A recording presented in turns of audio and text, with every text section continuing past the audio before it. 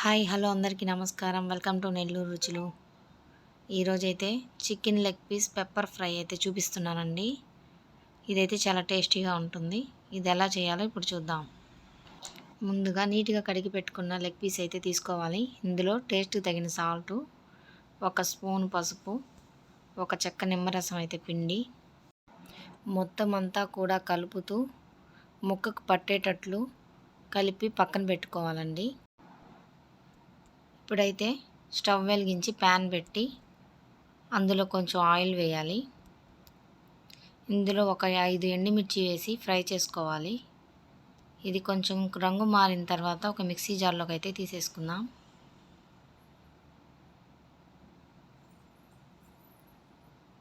ఇందులోనే 2 టేబుల్ స్పూన్లు ధనియాలు కూడా వేసుకొని ఫ్రై చేసుకోవాలి.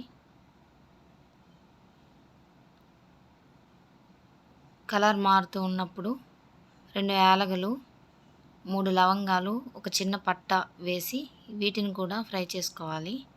ఇప్పుడైతే 1 స్పూన్ మిరియాలు కూడా వేసి ఫ్రై చేసుకుందాం. వీటన్నిటిని కలిపి పౌడర్లా చేసుకొని పక్కన పెట్టుకోవాలి. ఇప్పుడు అదే ప్యాన్లో ఆయిల్ అయితే వేసి ఆయిల్ హీట్ అయ్యాక 3 పెద్ద సైజు ఆనియన్ అయితే కట్ చేసి ఇందులో ఫ్రై చేసుకుందాం.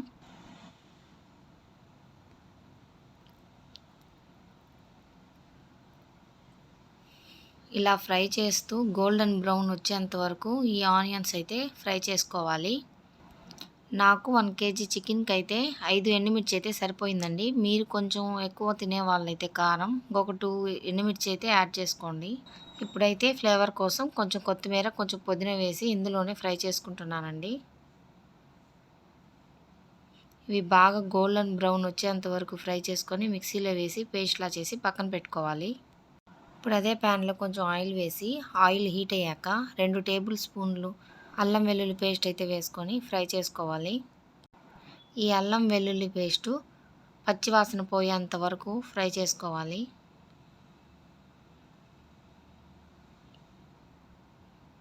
ఇప్పుడు ఇందులోనే 2 రెబ్బలు కరివేపాకు కూడా వేసుకొని ఫ్రై చేసుకుందాం. ఇలా అడుగంటకుండా కలుపుతూ ఇలా ఫ్రై అయిన అల్లం పేస్ట్లో మ్యాగ్నేట్ చేసిన చికెన్ అయితే వేసేసుకుందాం.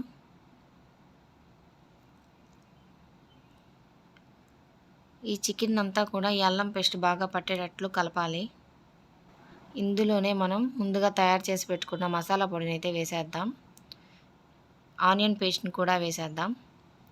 ఇవి వేసాక అంతా ఒకసారి మొత్తం కలిసేటట్టు కలపాలి.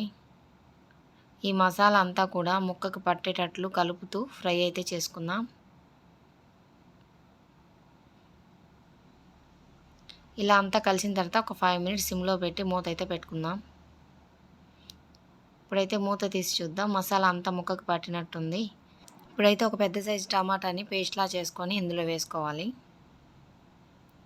ఇదంతా ఒకసారి కలపాలి.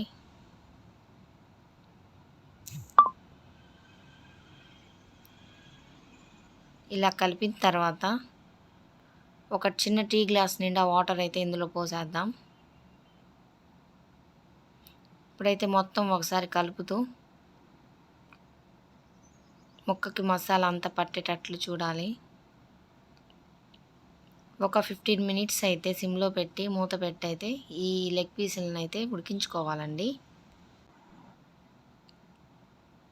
ఇప్పుడైతే 15 మినిట్స్ అయిపోయింది. మూత తీసి చూద్దాం. ఇలా ముక్క ఉడికిందో లేదో టెస్ట్ చేసుకుంటూ ఫ్రై చేసుకోవాలి. మధ్య మధ్యలో అడుగంటకుండా ఇలా గంటితో కలుపుతూ ఉండాలి. ఇప్పుడైతే మళ్ళీ ఒక 10 మినిట్స్ అయితే మూత పెట్టి ఉడికించుకుందాం. ఇలా ముక్క ఉడికిన తర్వాత అయితే సిమ్లోనే ఉంచి ముక్క చెదిరిపోకుండా ఇలా ఫ్రై అయితే చేసుకోవాలి. ఇలా మొత్తం మసాలా అంతా ముక్కకు పట్టేటట్లు దగ్గరగా వచ్చేంత వరకు మనం కలుపుతూ ఫ్రై చేసుకోవాలి.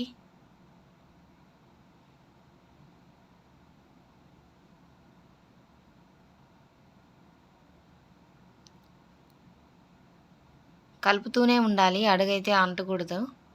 అలా అని ముక్కలు కూడా చెదిరిపోకూడదు. ఇప్పుడైతే రెడీ అయిపోయింది.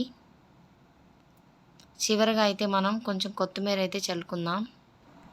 అంతేనండి, ఎంతో టేస్టీగా ఉండే chicken leg piece pepper fry అయితే రెడీ. మీకు నా వీడియో నచ్చినట్లయితే లైక్ చేయండి, సబ్స్క్రైబ్ చేయండి.